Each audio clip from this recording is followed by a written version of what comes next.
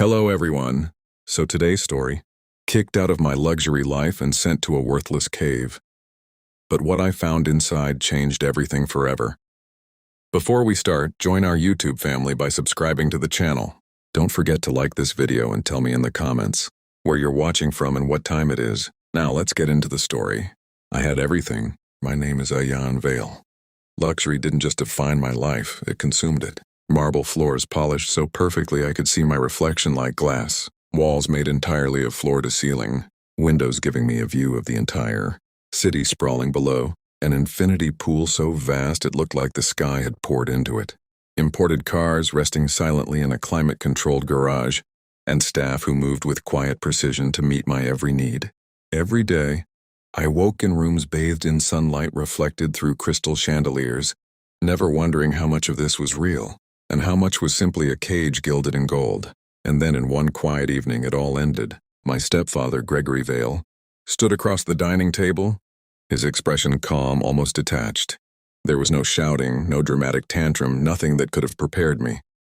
His perfectly tailored suit and crisp white shirt gave the illusion of control, but his words were knives wrapped in silk. "You're 18, he said. "You've had your share of comfort. Time to learn reality." Reality, that word hit like ice water. Coming from a man who had never waited in line, who had never been denied anything, who had never faced failure. Reality, as defined by him, was apparently cruel, sharp, and absolute. My mother, Celine, sat silently beside him, her fingers wrapped tightly around a crystal glass. She didn't look at me once. The coldness in her eyes made my chest tighten. Betrayal felt heavier than any physical weight I'd ever carried. "You mean I have to leave?" My voice barely contained my disbelief. Gregory slid a small envelope across the table. Heavy, thick, purposeful. I picked it up and felt the weight of finality. "No accounts, no access. Nothing," he said flatly, effective immediately. I laughed, a hollow, bitter sound that felt like it didn't even belong to me. "You can't just do that." "I can," he said, "and I have." Before I could argue further, he added casually, almost mockingly, "There's a cave in the northern hills. Worthless, they say. You'll learn survival, perhaps character. Consider it a new beginning." I froze. A cave. A place of dirt, darkness, and emptiness. No luxury, no comfort, no control. My life had always been about control, about knowing every detail before it happened. And now he wanted to strip that away completely. The hike to the cave was brutal. Darkness swallowed the path. The wind ripped through my jacket, carrying the chill of the night, as though the universe itself had conspired against me. My shoes slipped on loose stones, my backpack bouncing against my spine with every misstep. Behind me, the city lights were tiny sparks, distant and unreachable.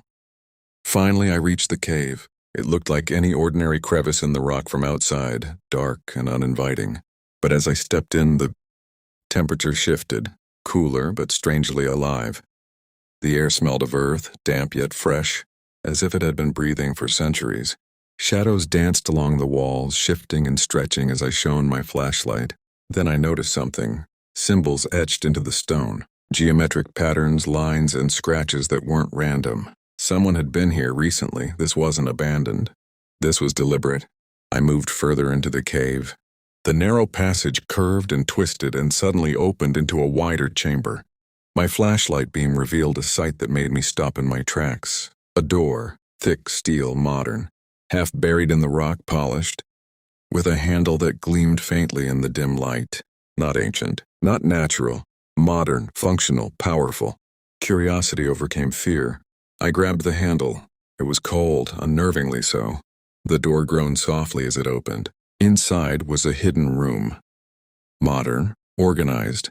Shelves lined with boxes, labeled meticulously. Electronic devices, tools, emergency supplies. Even a small generator hummed quietly in the corner. A folding table at the center held blueprints, papers, and documents. Blueprints of my house. I froze. Every detail, every underground channel, every secret space mapped here right in front of me. And then I saw it. My grandfather's name. He had built the estate decades ago, before disappearing from records, before his supposed failure. Gregory had always painted him as weak, a man who had lost everything. But these documents told a different story. This cave wasn't worthless. It was a vault, a secret, prepared and maintained for someone who would one day discover it. My hand trembled as I lifted a sealed envelope from the top of a box. The handwriting was unmistakable, my grandfather's. If you are reading this, it means they pushed you out, just like they did to me. My son-in-law believed wealth is what you display. I believed wealth is what you protect. The estate above is a shell. The real value lies beneath the land. Mineral rights, water reserves, hidden assets, everything is yours. You are to claim it when you are ready. When they think they've stripped you bare, you will hold the power they could never anticipate. I sank to the floor. Anger, disbelief, awe, all collided inside me. They had thought this cave would humiliate me, break me. Instead, I had found something stronger than anything I'd ever owned in the city. Power, secrets, the ultimate advantage. I explored further. Hidden compartments, narrow tunnels, tools and gadgets that hinted at preparation. My grandfather had not only built the estate, he had built a safeguard, a secret legacy, something Gregory had never suspected. Hours passed. Darkness gave way to understanding. Every box I opened, every blueprint I studied, added another piece to the puzzle. This cave, this worthless prison, was a lifeline, a training ground, and a vault all in one. Outside, the wind howled, whipping through the trees and rocks. Inside, the cave whispered possibilities. I wasn't just surviving. I was learning, preparing, becoming something they couldn't even imagine. And then I saw movement. A shadow flickered in a corner of the cave. Quick, deliberate. I froze, flashlight trembling in my hand. Someone else had been here, or maybe still was. Heart pounding, I stepped closer, every nerve screaming, ready for whatever I might find. The carvings on the wall seemed to shift in meaning now, guiding me toward the deeper secrets. This was only the beginning. The cave had more to reveal, and I was ready to uncover it all. I couldn't shake the feeling that the cave was alive. Not in the literal sense, of course, but every shadow seemed intentional. Every gust of wind through the narrow passages whispered like it had a purpose. My flashlight cut through the darkness, illuminating jagged rocks and carved symbols that my grandfather had left behind. Some barely visible, others etched with precision that suggested urgency, even a warning. I took a deep breath, trying to steady my nerves. Every step deeper into the cave made me realize how little I truly understood about the world I thought I controlled. Luxury, comfort, power. They were nothing compared to what lay beneath the estate. Hidden from every eye, even Gregory's. The hidden room I had discovered the night before had been just the beginning. Boxes lined one wall, labeled with strange codes. Some in handwriting that was unmistakably my grandfather's.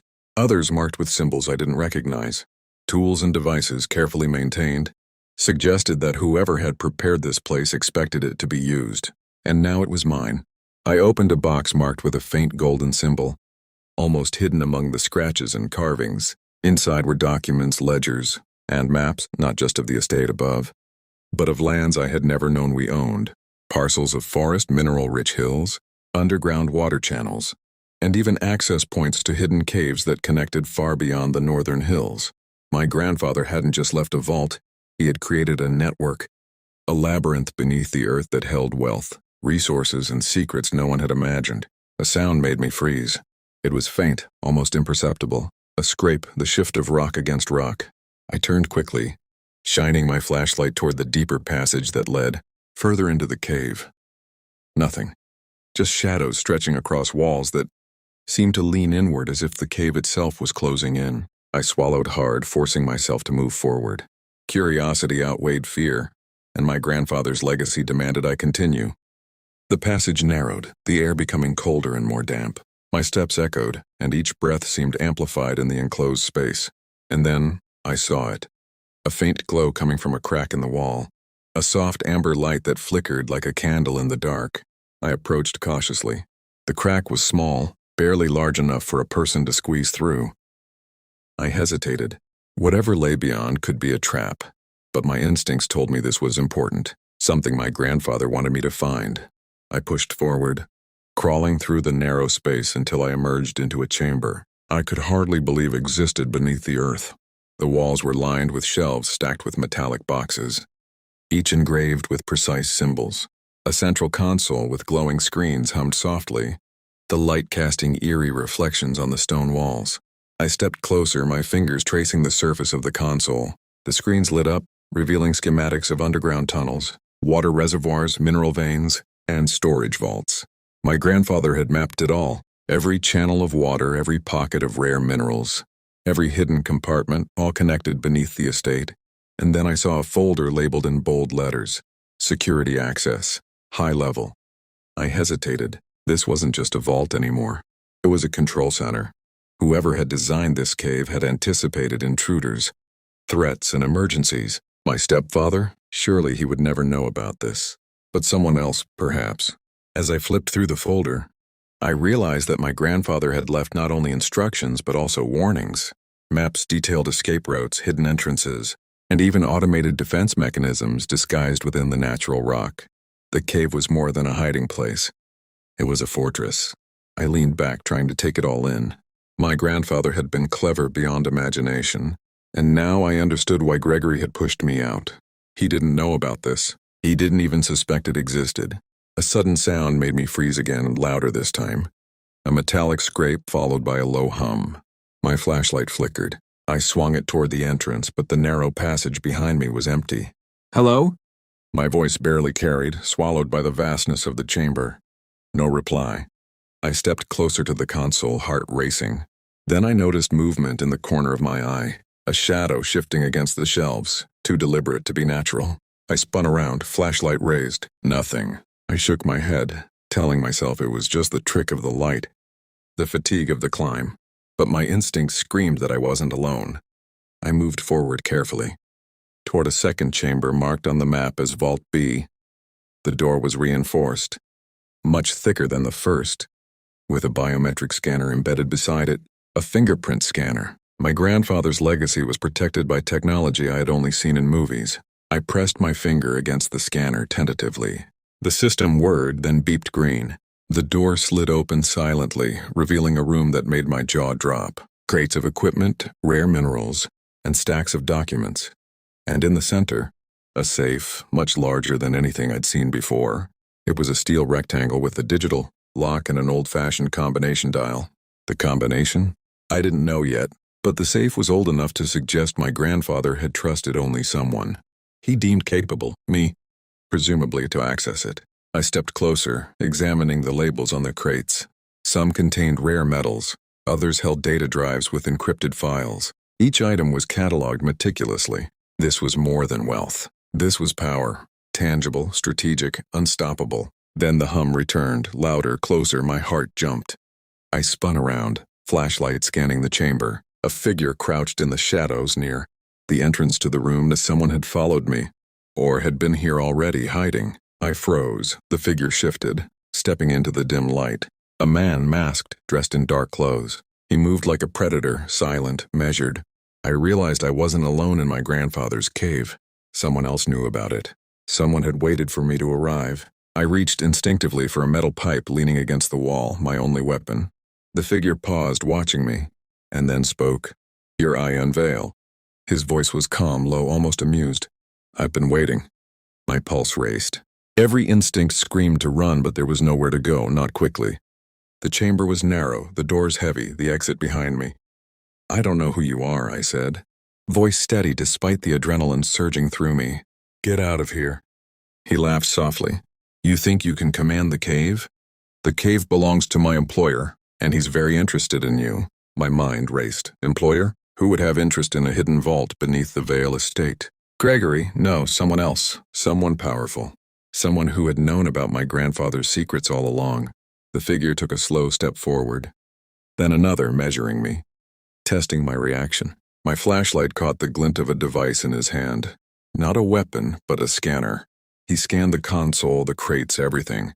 Like he was cataloging what I had discovered. I realized I had one choice. Either fight blindly and risk injury, or try to outsmart him, to use the labyrinth my grandfather had left me. The hum of machinery in the background shifted. The cave's automated defenses. Or something the intruder had triggered? My grandfather's carvings suddenly made sense. Warnings. Guides, instructions to evade and control. I made a decision. I lunged toward a hidden side tunnel marked on the console map as an escape route. The figure lunged after me, but the narrow passage gave me advantage. I slipped inside, heart pounding, adrenaline screaming in every vein. The tunnel twisted, turned, narrowed further. The light of the main chamber disappeared behind me. The hum faded, and for a moment I allowed myself to breathe. But I knew one thing with certainty. The cave was no longer just a refuge. It was a battlefield. Someone wanted my grandfather's secrets. Someone was willing to hunt me to get them. And the deeper I went, the more I realized the cave held secrets I had yet to uncover, dangers I had yet to face, and choices that would change everything. I could hear the faint scrape of footsteps somewhere behind me. The chase had begun. I ran through the narrow tunnels, heart hammering, ears straining for any sound. The cave seemed alive now, every turn and shadow a potential threat. The intruder had been close enough that I could feel his presence like a dark pulse behind me. But I trusted the paths my grandfather had mapped out. The carvings on the walls, once abstract symbols, now revealed themselves as guidance, arrows, hidden doorways, escape routes, subtle warnings. I reached a junction where two tunnels met. According to the console map I had memorized, one led deeper into the cave's heart. The other circled back toward the chamber. I made a split-second decision and plunged into the tunnel leading deeper. If the intruder followed, the maze would work to my advantage. The air grew warmer as I descended. A faint glow emanated from cracks in the walls, subtle phosphorescent minerals embedded in the stone. The deeper I went, the more I realized that my grandfather had not only hidden treasures but had engineered the cave itself. Paths widened, tunnels split and converged in ways that required knowledge to navigate. A stranger would be hopelessly lost. Eventually I came to a massive door taller than any man, carved from reinforced steel, its surface etched with intricate patterns that matched the symbols. Along the walls, I placed my hand against it, feeling grooves and ridges that suggested a complex mechanism. Above the door, a small plaque read, "Legacy Chamber, authorized descendants only." Authorized descendants? That meant me. Only I could access what lay behind this door. My fingers traced the patterns, pressing certain symbols according to the instructions my grandfather had left. The door groaned, then slid open silently, revealing a room bathed in soft amber light. It was astonishing. Not just a vault, a true control chamber. Crates filled with rare minerals, gold, precious stones, even stacks of documents detailing investments, land rights, and strategic secrets that spanned decades. But that wasn't all. In the center of the room stood a table with a series of sealed envelopes, each labeled with dates that stretched over the past 20 years. I picked up the first envelope. The handwriting was unmistakable, my grandfather's. Inside was a letter. "Ion, if you are reading this, it means they have pushed you to the edge, as they did to me. You have been tested. Wealth is not power. Knowledge is. Everything in this chamber is yours to claim, but beware. Those who covet it will come. Trust no one. Learn, plan, survive. Only then will the Veil legacy continue." I sank into a chair, absorbing the weight of it. My grandfather had not only left a treasure, he had left a guide, a strategy, and a warning. The cave had been built as a test, a preparation ground for the one who would inherit it. And now I understood why. The intruder's footsteps echoed again. Closer this time. He had discovered my path, but he didn't know the cave the way I did. I scanned the room quickly and noticed a set of hidden panels along the walls, levers, pressure plates, secret doors. My grandfather had anticipated confrontation. I pulled one lever. A section of the wall slid open, revealing a narrow passage leading out of the chamber. I slipped through, crouched low, and pressed myself against the cold rock as the intruder's voice called out, somewhere in the distance. "You're Ion Vale, come out." "Don't waste my time." I held my breath. Every instinct screamed to flee, but my grandfather's instructions reminded me this was not just survival. This was strategy. I moved silently, following hidden paths that twisted unpredictably. Every step brought me closer to the inner heart of the cave, where the ultimate secret awaited. Finally, I emerged into a vast underground chamber, far larger than any tunnel I had seen. At the center stood a console, glowing softly with multiple screens, all displaying real-time data, underground water levels, mineral deposits, maps of lands, and security feeds. My grandfather had integrated modern technology into the cave, linking it to systems above ground I had never imagined. And then I saw the final vault, a massive steel door, much larger than the previous ones, secured with multiple locks and biometric scanners. This was the heart of the Veil legacy, the place where true power was stored, I approached it cautiously, knowing that accessing it would mark the moment. I claimed my grandfather's full inheritance. I activated the biometric scanner. The system recognized me instantly. My grandfather had prepared this for me alone. The vault opened, revealing treasures beyond imagination.